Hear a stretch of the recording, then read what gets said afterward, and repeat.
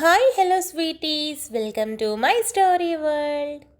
చైతు పల్లవి ఇద్దరూ వెనుక కూర్చొని ఉంటే దీపక్ మహాలక్ష్మి గారు ముందు కూర్చొని ఉన్నారు. దీపక్ డ్రైవింగ్ చేస్తూ ఫ్రంట్ మిర్రర్ నుండి చైతుని చూస్తూ ఉంటాడు. చైతు మొహంలో కోపం స్పష్టంగా కనిపిస్తుంది. మహాలక్ష్మి గారి మొహంలో మాత్రం నవ్వు వచ్చి చేరింది. మనసు నిండా సంతోషం నిండిపోవడంతో సీట్లో వెనక్కి వాలి ప్రశాంతంగా కళ్ళు మూసుకుంది. చైతు వైపు పల్లవి అస్సలు తల ఎత్తి చూడలేకపోతుంది. తనని ఎంత అసహ్యంగా అనుకుంటున్నారో. చైతు తనే తాళి కట్టమని అడిగి తన తండ్రి పెంపకాన్ని అందరూ వేలెత్తి చూపేలా చేసింది అనే బాధ ఒకటైతే, కార్తిక్ చేసిన మోసానికి తమ ప్రేమ తాలూకు జ్ఞాపకాలకు గుండె బరువెక్కిపోతోంది. పల్లవి వెనక్కి వాలి కళ్ళు మూసుకుంది, కానీ కన్నీళ్లు మాత్రం ఆగకుండా కారుతున్నాయి. దీపక్ చైతుని గమనిస్తూ ముందున్న స్పీడ్ బ్రేకర్స్ని చూసుకోకుండా సడన్గా బ్రేక్ వేస్తాడు. స్పీడ్ మీద బ్రేక్ వేయడంతో చైతు పల్లవి ఫోర్స్గా ముందుకి వస్తారు. చైతు తన చెయ్యి ముందు సీట్కి అడ్డుపెట్టి ఆగిపోతాడు. పల్లవి వచ్చిన ఫోర్స్కి తన తల తగిలే చోట చైతు చెయ్యి పెట్టి ఉంటాడు. పల్లవి రావడంతో చైతు చెయ్యి తీసేస్తాడు. పల్లవి నిదురు ముందున్న సీట్కి గట్టిగా తగులుతుంది. ఇదంతా ఫ్రాక్షన్ ఆఫ్ సెకండ్స్లో జరిగిపోతుంది. పల్లవి పెద్దగా అమ్మా అని అరుస్తుంది. దీపక్ మహాలక్ష్మి గారు వెనక్కి తిరిగి చూస్తారు. పల్లవి నుదురికి దెబ్బ తగలడమే కాకుండా స్వెల్లింగ్తో పాటు బ్లడ్ కూడా వచ్చింది. అయ్యో వదిన, నానమ్మ రక్తం అని దీపక్ కంగారు పడుతూ అరుస్తాడు. చైతు అసలేం పట్టనట్టు వాటికి చూస్తూ ఉన్నాడు. దీపక్ దిగబోతుంటే మహాలక్ష్మి గారు చెయ్యి పట్టుకొని దీపక్ని ఆపి చైతు అని పిలుస్తుంది. చైతు తల తిప్పి మహాలక్ష్మి గారి వైపు చూస్తాడు. పల్లవికి దెబ్బ తగిలి బ్లీడింగ్ అవుతుంది, ఫస్ట్ ఎయిడ్ చేయి అని డాష్బోర్డ్ నుండి కిట్ బాక్స్ ఇస్తుంది. నానమ్మ అని చైతు అనేలోపు చైతు కట్టు కట్టు అని మహాలక్ష్మి గారు ముందుకు తిరుగుతారు. దీపక్ చేతులు నలుపుకుంటూ మిర్రర్ నుండి చైతుని చూస్తున్నాడు. చైతుకి ఏం అనలేక ఫస్ట్ ఎయిడ్ కిట్ ఓపెన్ చేసి కాటన్ తీసుకొని పల్లవి వైపు తిరుగుతాడు. పల్లవి తల ఎత్తి చైతు వైపు తిరిగి తనకి ఇబ్బంది లేకుండా సహకరిస్తుంది. చైతు కాటన్ నుదుటి మీద పెట్టగానే పల్లవి నొప్పికి నొసలు చిట్లించి కళ్ళు మూసేస్తుంది. చైతు మెల్లగా బ్లడ్ క్లీన్ చేసి లిక్విడ్తో క్లీన్ చేశాక ఆయింట్మెంట్ రాసి బ్యాండేడ్ వేస్తాడు.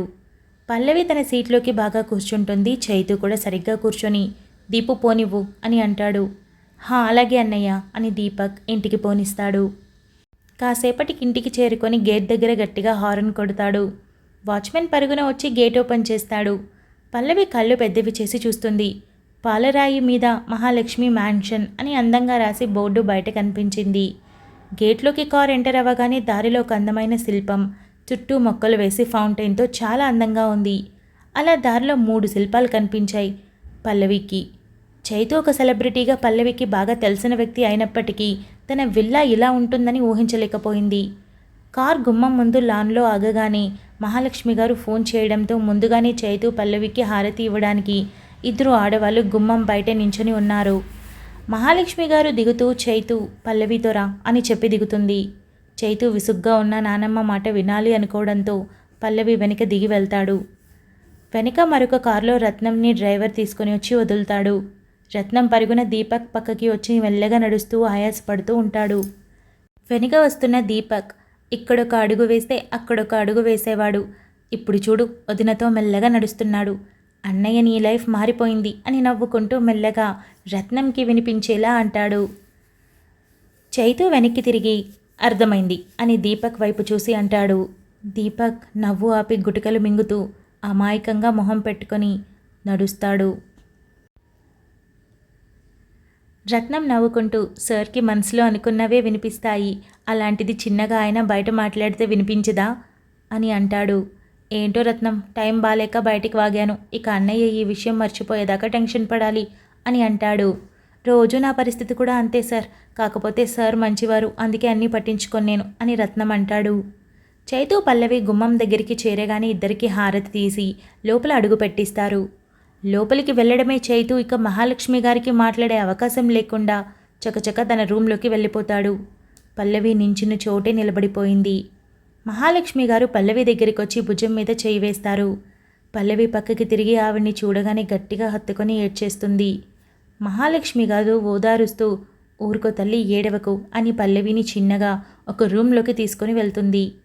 పల్లవి ఎంతకీ ఏడవడం ఆపడం లేదు.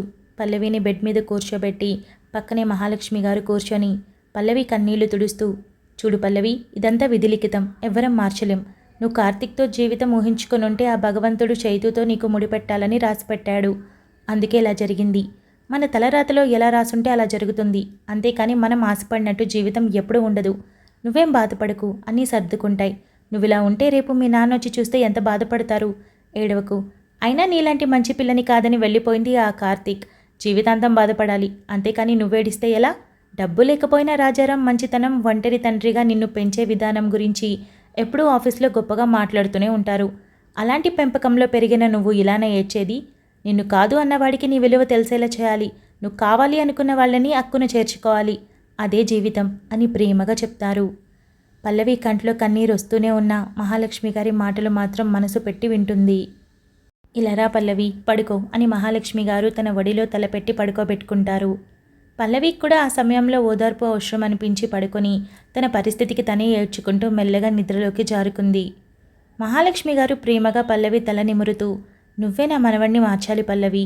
నేను నీ గురించి విన్నదాన్ని బట్టి నీ మనస్తత్వం ఏంటో తెలిసి ఈ పెళ్లి చేశాను.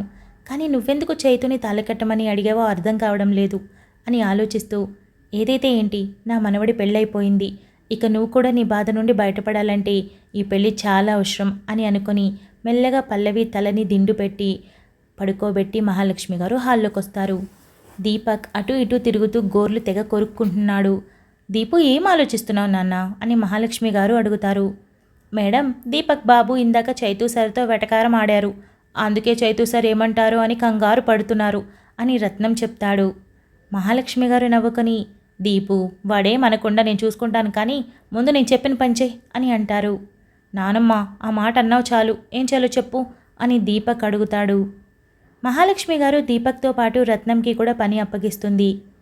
మహాలక్ష్మి గారు చెప్పింది విన్న రత్నం దీపక్ మొహమొహాలు చూసుకొని, వామ్మో నానమ్మ, నేను బ్రతికుండడం నీకు ఇష్టం లేదా అని దీపక్ ఏడుపు మొహం పెడతాడు. మేడం, ఇదంతా నా వల్ల కాదు, సరికి తెలిస్తే నన్ను ఉప్పు పాత్ర వేస్తారు అని రత్నం అంటాడు. రత్నం, నేను చెప్తున్నా చెయ్యి. దీపు, మీరు చేసినట్టు తెలియనివ్వను. కంగారు పడకుండా చెప్పింది చేయండి అని మహాలక్ష్మి గారు అక్కడి నుండి వెళ్ళిపోతారు. చైతూ రూమ్లోకి వెళ్ళి మెడలో ఉన్న మాల విసిరి కొట్టాడు. కోపం తగ్గక తన పక్కనే ఉన్న డ్రెస్సింగ్ టేబుల్ మిర్రర్ తన పిడికిలతో గట్టిగా కొట్టాడు. దెబ్బకి అద్దం బళ్ళున పగిలింది. కానీ ఆ రూమ్కి సౌండ్ ప్రూఫ్ సెట్ చేసి ఉండడంతో అద్దం పగిలిన శబ్దం బయటికి వినిపించలేదు. చైతూ చేతికి గాజు ముక్కలు అతుక్కొని రక్తం కారడం మొదలైంది.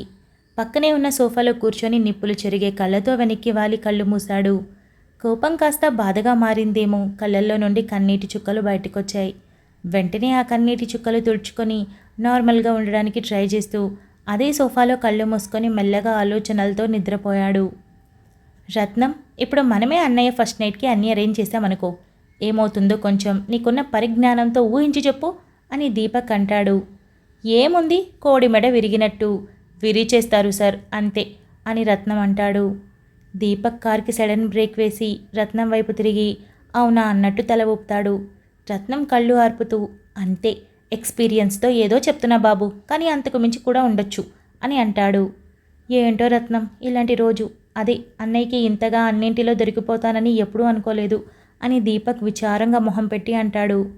పోనివ్వండి బాబు, మేడం చెప్పిన పనులు చకచకా చేస్తే సార్ కంట పడకుండా ఇంటికి చెక్కేయొచ్చు అని రత్నం అంటాడు. హా, నిజమే అని దీపక్ కార్ డ్రైవ్ చేస్తూ మహాలక్ష్మి గారు చెప్పిన పనులు చకచకా చేస్తారు. మధ్యాహ్నం దాటి సాయంత్రం అవుతూ ఉండగా మహాలక్ష్మి గారు చైతు గది దగ్గరికి వెళ్తారు. డోర్ లాక్ చేయకపోవడంతో తలుపు తీసి అడుగు వేయగానే కాలికి గాజు ముక్క తగిలింది. వెంటనే కింద చూసి అడుగు పక్కకి పెట్టి రూమ్ అంతా చూసి చైతు గురించి బాగా తెలియడంతో పెద్దగా షాక్ అవ్వకుండా బాధతో ఫస్ట్ ఎయిడ్ కిట్ తీసుకొని మెల్లగా చైతు దగ్గరికి వెళ్ళి పక్కన కూర్చొని చైతు చేతిని తన చేతుల్లోకి తీసుకొని క్లీన్ చేసి కట్టుకడుతూ ఉన్న టైంలో చైతుకి మెలకు వచ్చి మెల్లగా కళ్ళు తెరిచి చూసి టక్కున లేచి కూర్చొని, నానమ్మ నువ్వా అని అంటాడు. నేనేరా. ఏంటి నాన్న ఇదంతా, ఇలాంటి పనులు ఎప్పుడు మానుకుంటావు? అసలు వస్తువులు పోతే పోయాయి, కానీ నీకు నువ్వు గాయం చేసుకోకు అని మహాలక్ష్మి గారు అంటారు. చైతు మౌనంగా ఉన్నాడు. సరే, లేచి కింద రూమ్కి పద, ఈ రూమ్ క్లీన్ చేయిస్తాను అని మహాలక్ష్మి గారు అంటారు. చైతు సైలెంట్గా ఉండడంతో మహాలక్ష్మి గారు లేచి పద నాన్న అని అంటారు. చైతు కామ్గా లేచి వెళ్ళాడు. కిందకి వెళ్ళాక చైతు బెడ్ మీద కూర్చొని ఆలోచిస్తూ ఉన్నాడు. మహాలక్ష్మి గారు భోజనం తీసుకుని వెళ్ళి కలిపి చైతు నోటి దగ్గర పెట్టింది. వద్దు నానమ్మ అని చైతు అంటాడు. తిను నాన్న, నువ్వు తింటే నేను వెళ్ళి తింటాను. అసలే షుగర్ బీపీ ఉన్నదాన్ని, పొద్దున్నుండి ఏం తినలేదు అని అంటుంది. చైతు వెంటనే నోరు తెరిచి తినడం మొదలుపెట్టాడు. అంతా తిన్నాక మహాలక్ష్మి గారు చైతు పక్కన కూర్చొని, చైతు ఎక్కువ ఆలోచించకు, దేవుడు రాసిపెట్టినట్టు జరుగుతుంది అని మహాలక్ష్మి గారు అంటారు. ఏం రాసిపెట్టాడు నానమ్మ దేవుడు? నా జీవితాన్ని లాగేసుకొని నాకు వద్దనుకున్న జీవితాన్ని నాకు ఇస్తున్నాడు అని చైతు కోపంగా అంటాడు. ఇక చైతుతో ఎక్కువ మాట్లాడడం మంచిది కాదు అనుకొని, నాన్న రాత్రికి ఫస్ట్ నైట్ ఏర్పాట్లు చేశాను అని మహాలక్ష్మి గారు అంటారు. చైతు పెద్దగా నానమ్మ అని అరుస్తాడు. అప్పుడే లోపలికి వచ్చిన రత్నం దీపక్ ఉలిక్కిపడి, రత్నం అన్నయ్యకి విషయం తెలిసినట్టుంది అని అంటారు. నానమ్మ, నా ఇష్టాన్ని గౌరవించే నువ్వు ఇప్పుడు అది నాకు ఇష్టం లేదు అని తెలీదా అని చైతు అంటాడు. తెలుసు చైతు, కానీ పెళ్ళి జరిగిపోయాక జరగాల్సినవి కొన్ని కార్యాలుంటాయి, అవి తప్పక జరిపించాలి అని మహాలక్ష్మి గారు అంటారు. ఇది పెళ్ళి అని నేను అనుకోవడం లేదు అని చైతు సూటిగా చెప్తాడు. ఎలా జరిగినా ఇది పెళ్ళే చైతు, రాత్రికి నీకు పల్లవికి మొదటి రాత్రి, ఇదే ఫైనల్ అని చెప్పి మహాలక్ష్మి గారు రూమ్ నుండి బయటికి వెళ్ళిపోతారు. చైతు కోపం అసహనంతో అటు ఇటు తిరుగుతూ తల పట్టుకుంటాడు. బయటికొచ్చిన మహాలక్ష్మి గారు దీపక్ రత్నంని చూసి, వచ్చారా వాళ్ళు అని అడుగుతుంది. వచ్చారు నానమ్మ అని దీపక్ చెప్తాడు. సరే, రూమ్ రెడీ చేయించు అని చెప్పి వెళ్ళిపోతారు. దీపక్ రత్నం అప్పటికే చైతు అరుపుతో పక్షవాతం వచ్చిన పిట్టల్లా అయిపోయారు. ఇద్దరు మెల్లగా గుమ్మం దగ్గరికి వెళ్ళి రండి అని పిలుస్తారు. మొత్తం 4 లోపలికొచ్చారు. 2 అమ్మాయిలు 2 అబ్బాయిలు.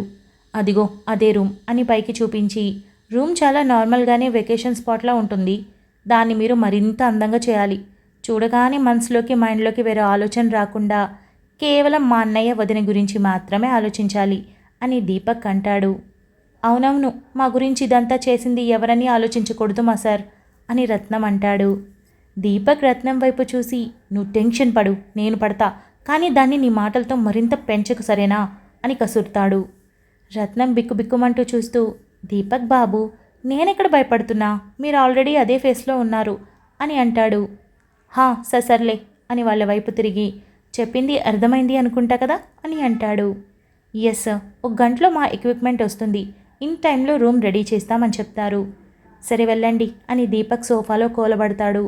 పక్కన కుర్చీలో కూర్చోవయ్యా రత్నం అని అంటాడు. రోసీ 2 కాఫీ స్ట్రాంగ్గా అని అరుస్తాడు దీపక్. రోసీ ఫేమస్ షెఫ్, ముఖ్యంగా చైతు కోసం ఏరికోరి మరీ పెట్టుకున్నాడు. వయసు కొంచెం పెద్దదే అయినా వంట మాత్రం దుమ్ము దులుపుతుంది. దీపక్ అడిగిన 5 నిమిషాల్లో కాఫీ తన ముందు పెడుతుంది. హే రోస్, థ్యాంక్స్ యార్ అని కప్ తీసుకొని ఒకటి రత్నం చేతిలో పెడతాడు దీపక్. ఇద్దరు కాఫీ గుటక గొంతులో పడగానే రిలాక్స్గా ఫీల్ అయి, రోసీ నీ చేతిలో ఏదో మాయుంది, నాకన్నా చిన్నదానివైతే ఖచ్చితంగా నిన్నే పెళ్లి చేసుకునేదాన్ని అని దీపక్ అంటాడు. రోసీకి తెలుగు సరిగా రాకపోవడంతో చిగిలి పిల్లాడు అని అంటుంది. చిగిలి ఏంటి నీ బొంద, చిలిపి అనాలి అని దీపక్ చిలిపిగా చెప్తాడు. రోసీ నవ్వుకుంటూ వెళ్ళిపోతుంది. ఏంటి బాబు అలా అంటావు అని రత్నం అడుగుతాడు. తను నా డార్లింగ్లే, మేము అలాగే మాట్లాడుకుంటాం, నువ్వు పట్టించుకోకు అని దీపక్ అంటాడు. బాబు, రోషన్ సార్కి బెస్ట్ ఫ్రెండ్ కదా కార్తీక్, అదే పెళ్లి కొడుకు, మరెందుకు ఇలా చేశాడు? కొంపదీసి రోషన్ బాబు ప్లానా ఇది? అదే చైతు సార్తో పెళ్లి జరగాలి అని డౌట్ రేస్ చేస్తాడు రత్నం. పాయింటే రత్నం, కానీ వదిన ఎందుకు తాళి కట్టమని అడిగింది? పైగా 5 ఏళ్ల ప్రేమ అంట ఆ కార్తీక్తో. నువ్వన్నట్టు మా అన్న ప్లాన్ అయితే కార్తీక్ వెళ్ళిపోవాలి, అంతేకాని వదిన పెళ్లి చేసుకోమని అడగడం ఏంటి? మా నాన్నమ్మ ఒప్పుకోవడం ఏంటి?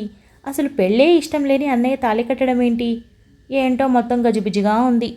ఇదంతా తెలియాలి అంటే ఒకటి వదిన సమాధానం చెప్పాలి, ఇంకొకటి మా అన్న, అదే రోషన్ అన్న సమాధానం చెప్పాలి. అడుగుతా ఇంటికి వెళ్ళాక, తప్పకుండా అడుగుతా అని దీపక్ అంటాడు. రత్నం కూడా సైలెంట్ అయిపోతాడు. కాసేపటికి రూమ్ రెడీ చేసి 4 కిందకొస్తారు. అప్పుడే మహాలక్ష్మి గారు కూడా రూమ్లో నుండి వస్తారు. మేడం, రూమ్ రెడీ అని చెప్తారు. మహాలక్ష్మి గారు రత్నంని పిలుస్తుంది. చెప్పండి మేడం అంటూ వినయంగా వస్తాడు రత్నం. రత్నం వెలికి చెక్ ఇవ్వు, అడిగిన దానికంటే ఒక 10,000 ఎక్కువ ఇవ్వు అని చెప్తారు. మీరు బయటికి రండి అని రత్నం 4 తీసుకొని బయటికి వెళ్తాడు. నానమ్మ, నేను మాట్లాడొచ్చో లేదో తెలియదు కానీ అడుగుతున్నా, ఇప్పుడు ఇవన్నీ అవసరమా? అన్నయ్య వదిన ఇద్దరు బాధలో ఉన్నారు, పైగా పెళ్ళయింది అని అస్సలు డైజెస్ట్ చేసుకునే పొజిషన్లో లేరు కదా అని దీపక్ అంటాడు. మహాలక్ష్మి గారు నవ్వి, ఇప్పుడు ఇది చేస్తేనే ఇద్దరూ ఇక మీద ఒకే రూమ్లో ఉండడానికి దోహదపడుతుంది, మెల్లగా ఒకరినొకరు అర్థం చేసుకుంటారు. అందుకే ఇదంతా. నేనేం వాళ్ళని అర్థం చేసుకోలేక కాదు, పైగా మరో వారంలో జ్ఞాన్ వస్తున్నాడు అని మహాలక్ష్మి గారు అంటారు. దీపక్ కళ్ళు పెద్దవి చేసి అవునా అని అంటూ, నీ ఇష్టం నానమ్మ, ఏది మంచో చెడో నీకు బాగా తెలుసు కదా, చెయ్యి అని దీపక్ అంటారు. మహాలక్ష్మి గారు కిచెన్ వైపు వెళ్ళి రోసీతో బెడ్రూమ్లో ఫస్ట్ నైట్కి ఏం స్వీట్స్ ఐటమ్స్ పెట్టాలో అన్నీ లిస్ట్ చెప్తుంది. పల్లవికి మెలకువ వచ్చింది. పెళ్లి హడావిడిలో సరిగా నిద్రపోక, పైగా పెళ్లికి ఉపవాసం ఉండడంతో, ఆ తర్వాత కార్తిక్ చేసిన పనికి పల్లవి శిక్ష అనుభవిస్తూ ఏడ్చి ఏడ్చి మనసు శరీరం రెండూ అలసిపోవడంతో పొద్దుననగా పడుకొని సాయంత్రంకి మెల్లగా కళ్ళు నలుపుకుంటూ లేచింది. బాగా మత్తుగా పడుకోవడంతో లేచి చుట్టూ చూసి తనను తాను చూసుకొని మొత్తం ఒక్కసారిగా మెదడులో మెదలడంతో వెంటనే కంట్లో కన్నీరొచ్చి చేరింది. Thank you so much for listening guys. Update నచ్చినట్టయితే లైక్ చేయండి, షేర్ చేయండి, కమెంట్ చేయండి, అలానే సబ్స్క్రైబ్ చేసుకోండి.